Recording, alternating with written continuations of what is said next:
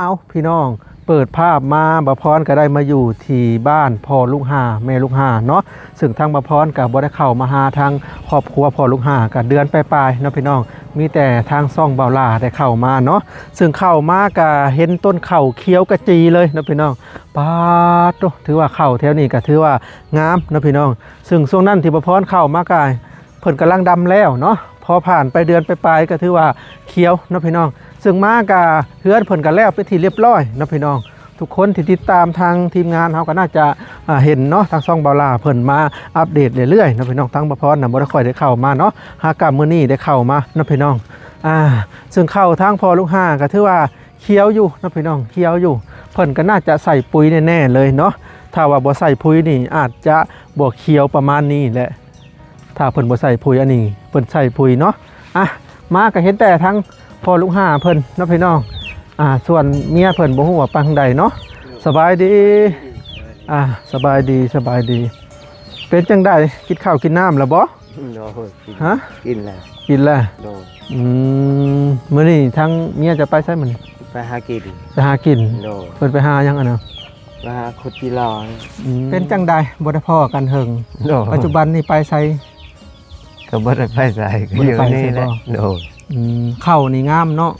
ใส่ปุ๋ยบ่ใส่ปุ๋ยใส่ปุ๋ยจักกระสอบเดียวในห้องพื้นใส่แต่ห้องพื้นบ่ก็ถือว่างามได้ล่ะฮู้บ่แถวบ้านข่อยน่ะเข้าออกแล้วได้ออกเกิดจากเต็มทงแล้วเพราะว่าแถวบ้านข่อยน่ะเพิ่นจะดำนาแต่หัวปีแล้วพี่น้องบ้านแถวเขตบ้านบ่พรน่ะเนาะเข้านี่เริ่มจนว่าน้ำหนักจนว่ากงแล้วนะจนออกห่วงแล้วเข้าอีกประมาณเดือนนึงก็ได้เกี่ยวแล้วทางบ้านเขาก็ได้ทางบ้านเจ้าก็เดือนปลายเกิด2 เดือนเนาะเดือนพฤศจิกพุ่นแหละเป็นได้กินข้าวกินน้ำแล้วยังบ่ทันได้กินหมูยังกินบ่มี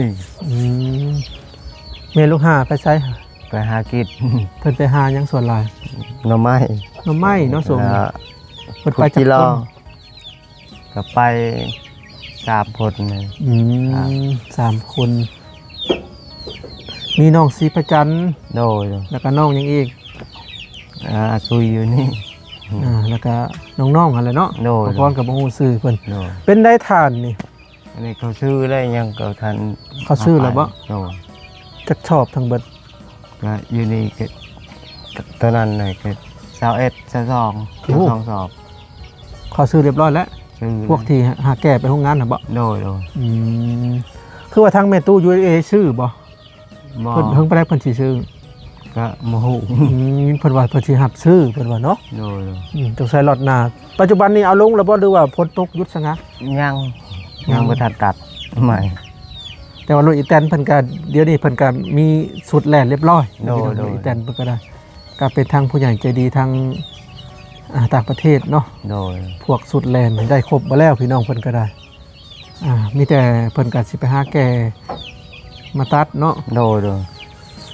และใช้งานปกติบ่รถไถนี่ปกติบ่ได้เป็นหยังเนาะ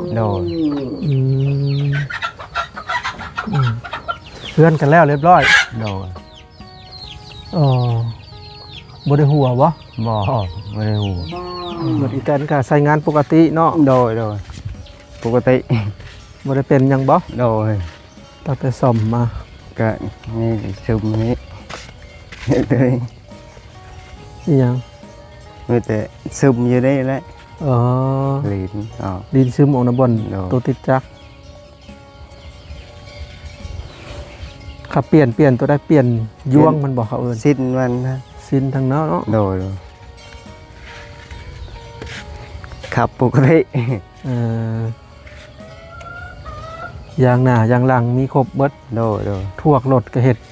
คือน้อยแท้นี่อย่างสิเห็ดโอ้อันนี้เห็ดสุขาวนะของไผ่ใส่ตัวนี้อันนี้ของเขาให้ตัวนี้เอ้าไม่ค่อยผ่อนเป็นแม่เล็กเวลามันติดรถไทยมันจะเป็นแม่เล็กนิดไม้ก่อนโอ้อันนี้ของเจ้าเองยังพันได้เห็ดเนาะโดยไม่สาดอันนี้ไม่ยังเขาให้นี่อันนี้ก็บ่ฮู้จักไม้สั่งมันบ่เนื้อบ่เขาให้แล่นสัวขาวซื่อๆบ่เฉพาะจักได้น้อย ที่จริงมันต้องออกมาประมาณนี้เนาะ โดย ออกมาประมาณนี้ นี่พาเองเลย ผ้าเอง โดย คือแนวนั้นหรือว่าจะให้มันเป็นขดแบบนั้นบ่ อยากให้เป็นแบบนั้นแหละ อ๋อจะให้เป็นคัดซีแบบนั้น โดย มันงงบ่ทันแต่ยังบ่ทันได้เฮ็ดเนาะ โดยให้มันเนินๆอยู่นี่ประมาณนี้แหละ ก็เอาให้มันเอง โดย แต่ว่าทั้งเฮือนเจ้านี่ก็บ่ฮู้ว่าสิได้เฮ็ดหรือบ่เนาะ บ่ฮู้เลยโดย ถือว่าได้ไม้จำนี้ก็ถือว่าดีใจนำแหละเนาะ โดย เก็บไปทีละเล็กทีละน้อยพี่น้อง โดย เฮือนทั้งเพิ่นก็ได้ ยังบ่ทันได้ดำเนินการเสาน่ะพอแล้วเนาะ โดย แล้วก็ไม้เป็นบางส่วนนี่ดีได้พอลงหา โดย ตาก ตากแหละ ตากแดดตากฝน แห้ง ไปสิมอดบ่กิน โดย แต่ว่าบ่ฮู้ว่าสิได้ปลุกหรือบ่ทางเฮือนเพิ่นก็ได้เนาะ บ่ฮู้ ก็เก็บไม้สะสมไปสิเรื่อยๆ โดย พี่น้องนี่ใช้ก็คันนาขาดจะว่าอันนั้นบ่ ขาดนี่แปลงใหม่มืดจน บ่ พูดขาดจน ขาด นี่ จากป่อง ลายปองเลยจนบ่ไหวแล้วนั่นก็จะ โอ้ กะ แม่นเบิดบ่ฮะ โดยก็ทาง อ๋อ อันนั้น ตัว ไอลาซื้อให้กระสอบเลยใส่กระสอบเลยจังอยู่เนี่ยน้ำมีเกิดจากครูให้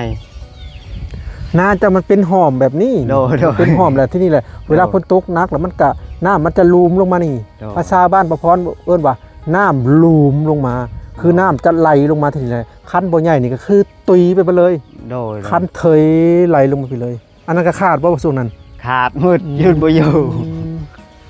อันนี้ก็ปล่อยน้ำออกนอกอีกระบายนี่จังบ่ขาดนะ เออ จังให้ไล่เข้าให้ตัวนี้และให้มันขาดก็ขาดบ่เดียวฮั่น ก็ บ่ คือเจ้า ให้เข้าบ่ มีปากระบายมันนี่เนาะ โดย มันต้องมีปากระบายนั่นแหละจังสิอยู่ โดยพูดนั่นเนาะระบายออกนอกนั่น มาลงนี้ โดยขนาดพลบ่ตกก็ยังไล่มาเรื่อยๆนะ เอาน้ำมันกลางโคกได้มันเป็น โดย น้ำมาแตะปุ๊ โดย เนาะ มันซึม เพราะนั้นนี่มัน า เป็นห้องมันเป็นหอม มันลุบแล้วมันน้ำมันก็จะไหลมาตามธรรมชาตินั่นแหละ เวลาพลตกน้อยเดียวอะน้ำลายรถไหลมา แมน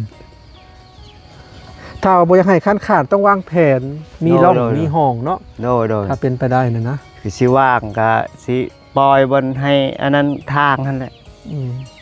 ยามแรงก็สิ เฮ็ดอันนั้นขันนี่นะก็ออกคือเก่านั่นแหละพูดไปกันไว้อยู่พูด พอแห้งเพิ่นสิป้านแล้วเนาะ โดย เมื่อเจ้าจักตายเพิ่นว่า คู่มือ อัน ใส่ นี้ กระสอบแล้วอยู่บ่กระสอบ อยู่อันนี้ว่าสิเสริมใหม่อีกพูดเสริมใหม่ ไปลองเบิ่ง แปลงขันใหม่อีก คันนาเจ้าก็ย่องๆเอง อืม คันนาบ่มีหญ้า โดยบ่มีมันบ่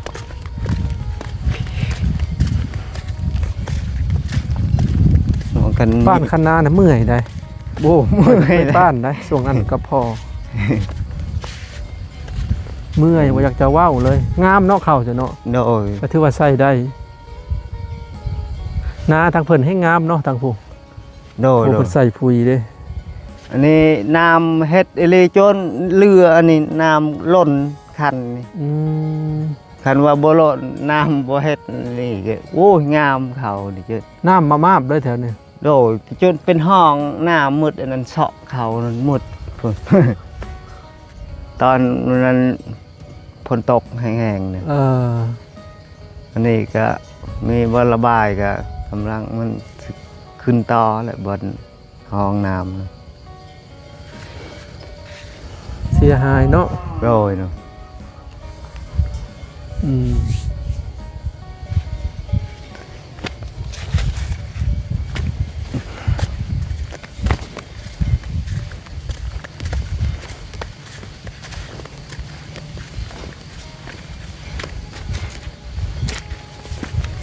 จนบุยบนเอาดิน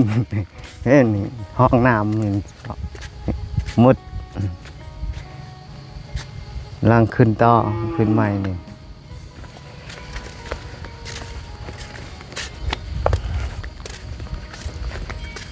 นี่ได้ละ5-6 เทื่อขาดอยู่นี่จนนี่เพียงนี่ ป้อ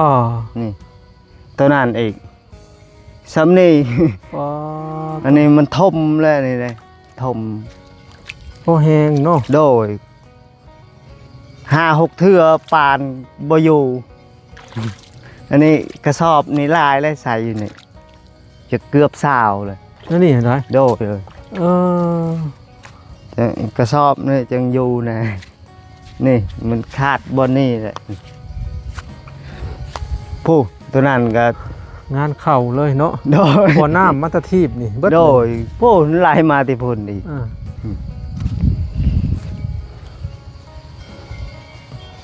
ครับบ่ถอยปานมือนี่แล้ว ตอนแรงตกขาดจน เด้กาชิมาเองได้พายุนี่ โดย จะเตรียม มา มือ ก็ บัด ยังใครแน่กว่าสิปล่อยเบื้องนั้นแหละ ปล่อยแล้ว โดยให้มันเข้ากันเข้าบ่ลายแถวไหหน้ากันยังใครแน่ขาดกับบ่ลายปานใด ตะเลิดเปิดเปยนั่นน่ะ โดย ใครว่าคันสูงแน่ เออ จังว่าเอาอยู่นี่ยังสิแปลงใหม่อีกคัน หน้าเป็นหอมเป็นหอม โดย เป็นลุบๆนี่อยากขาดแล้วแหละ โดย เออ ตอนนี้ก็มีน้ำค้างในไห นอก ห จาก น้า ว่าคันใหญ่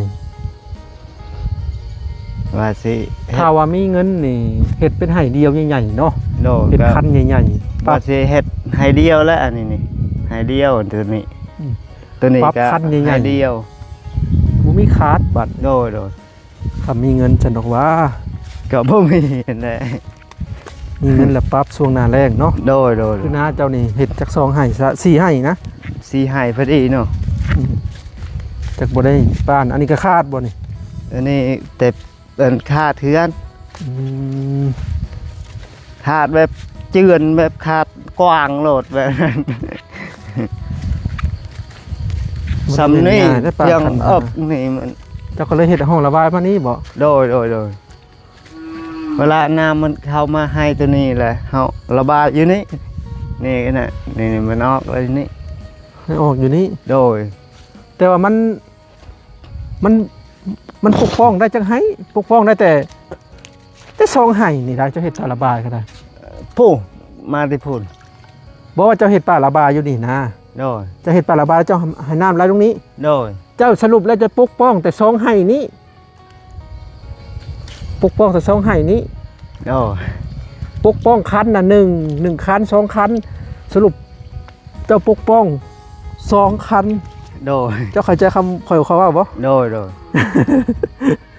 ก็ เจ้าน้ำรูปลงมานี้ ลงมา แล้ว นี่ เจ้าเป่งมานี้ โดย เจ้าบ่ให้มันผ่านลูกซองไห้นี้ โดยตัวนี้มันจะขาดหนักอะไร แสดงว่าปกป้องได้2คัน โดยเขา 1 2แค่นั้นเอง โดย อืม น้ำ เป็น อยู่ แบบนี้ นี่มันจะขังแบบลายอยู่นี่แหละมันโตนลงตัวนี้ ต้องระบายตัวนี้น้ำ โดย แล้วพอแก้ไขได้เลยกันหน่อย จัง เนาะ มันอยู่แน่นี่ อ่า น้ำนี่มันพ้นตกมานี่มีมันไหลมาแต่พ้นกับ ในบ่อนนี่มันลุบๆเด้ โดย นอก ไหล เสีย มา ว่า มันเข้าให้หน้ารถพุ่นใครเข้าทางตัวนั้น นอกเสียว่าคันบนนี่มีแต่คันใหญ่ๆนี่เอาอยู่นี่เนาะ โดย คันพาดมานี่ใหญ่ๆนะคันหน้าทั้งเพิ่นบ่ได้ขาดบ่ทั้งเพิ่น ขาดคือกัน ขาดบ่ โดย อืม ก็ขาดกันไหลลงมานี่ เด้อพ่อลูกห้า โดย สมมุติว่าคันบ่อนนั่น โดย บ่อนหั่นเนาะ โดย แบบเป็นคันใหญ่ๆใหญ่ๆสุดผู้ โดย แล้วเวลาน้ำมาแล้วจะเปล่งปลั่งระบายออกนี่เนาะ โดย มันก็สิปกป้องได้หลายให้อยู่นี่ โดย นั่นแหละ คันโตอันนั้นเนาะ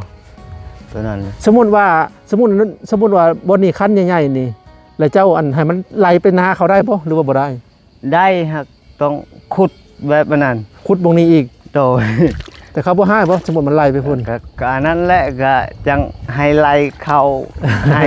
ตัวนี้นี่จังให้ ตัวนี้ก็ต้องคันใหญ่ๆให้มันไหลไป โดยกันว่าขุดไปพุ่นก็ยานเขาให้แหละ แม่น ของเขาอันนั้นก็จังพยายามให้เขาให้เองฮะเห็นว่ามัน บ่ล่าบ่น่ะบ่ล่า โดย มาแล้วบ่ มันเซาะอันนั้นน่ะผู้เซาะอันนั้นดินนั่นเจือดหมดก็ของพระเจ้าแล้วจังสิขุดทมให้เขาคือเก่า เออ โดยยันเขาหายของเขามัน แม่นแล้วน้ำไหลไป โดย มาล่ามาตะบานป่ะ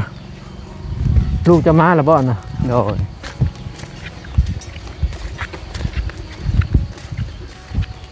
มาแล้วบ่ โอ้ย น้ำลายบ่น้ำลายบ่เฮามาวานนี่เฮาลบไปซื่อๆทีแรกครับมาอันเก่งกอดมีเหือเนาะเฮา ขี่เหืออ้อมแถวนั้นน่ะเสียค่าเหือน่ะ100,000แล้วบัดนี้ฮอดบึงสร้างผัดค่าบ่อนอันบ้านบึงสร้างอีกบ่มีเหือเฮาตีรถกลับนะพี่ปุ๊ดตุ๊วัดขับปาแหน่พี่บกแล้วบ่วิทย์แล้วบัดโอ้ย โดยมีน้ำโดยอยู่ไปเสาะอยู่นี่โดย บกแล้วบ่สะบัดบึงสร้างนะเลยครัวมาได้บ่เมื่อวานนี่ยังบ่ทันได้บก ก็มาก่อน น่าก็มาใช่ มาเยี่ยมพอลูกหา โดย นะครับขอพรถ่าย น้ำลายพี่น้องเอ้ยโอ้ต้องขี่เหือจากอันกุกตาลเลี้ยงเลยกุกตาลเลี้ยงก็อ้อม แถวเมืองชนก็น้ำลายเนาะ อ้อมครัวนะใส่ให้ผ้าต่ำๆหนึ่งไปตาย่าน โดย เป็นไฟดูด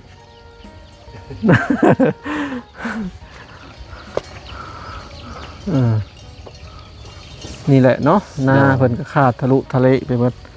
แบบ อันนี้ นี้ ก็ แห พอ ละ แห้งได้วพจิปานเต็ม ก็พอให้แบบนี้แหละ ธรรมดาบ่พรเคยป้านกับพ่อทรงนั้น เออย ากอยู่อันนี้ก็เจือนไปว่าละบ่นี่ เจือนนั่นแหละ ดินทราย ถมไปพุ่นหมด ถมลงนี่เลย โดย แบบเจือนลงแบบนั้น เพื่อชีวิตหน้าพลเนาะ โดย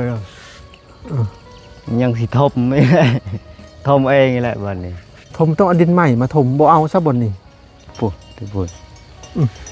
หรือว่าถ้าว่ามีเงินเนี่ยแบบถ้าเขาอันคายดินนะเด้ ดินตัวนั้นเนาะ ซื้อเอาดินในรถใหญ่ก็รถ500 บาท โดย มาถมนี่คักอันนี้มันเจือนลงไปแล้วนี่ให้มันถมบนนาให้นาซะเนาะ โดย ดินทราย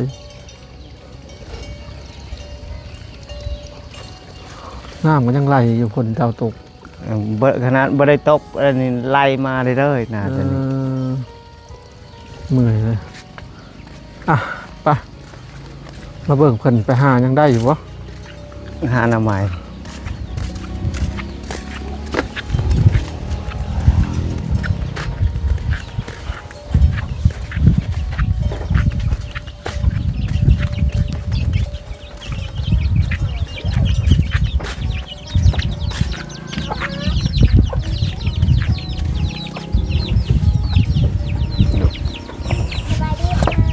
จ้าสบายดี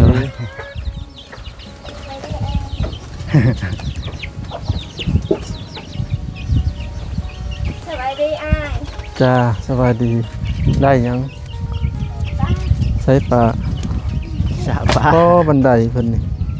มันคืออันคือขึ้นอยากไหล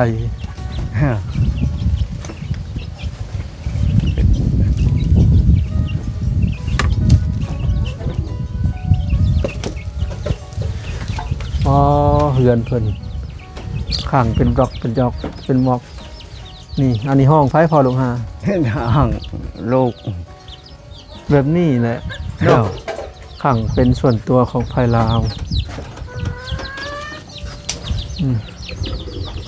อัดหมดเลยเพิ่นใครก็เก่า2 เท่า โดย อันนี้บ่ดอกไม้นะ โดย แกงเนาะ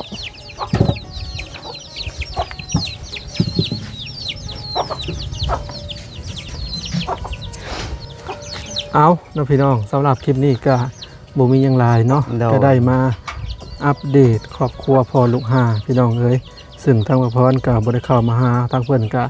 เดือนปลายได้แล้วเนาะ โดย มื้อนี้ก็เลยแวะเข้ามาหาเพิ่นเนาะ โดย เอาสำหรับคลิปนี้ขอสิขอตัวกลับก่อนเด้อ โดย มื้อหน้ามื้อไหนสิแวะมาหาใหม่เด้อ โดย อืม ไปก่อน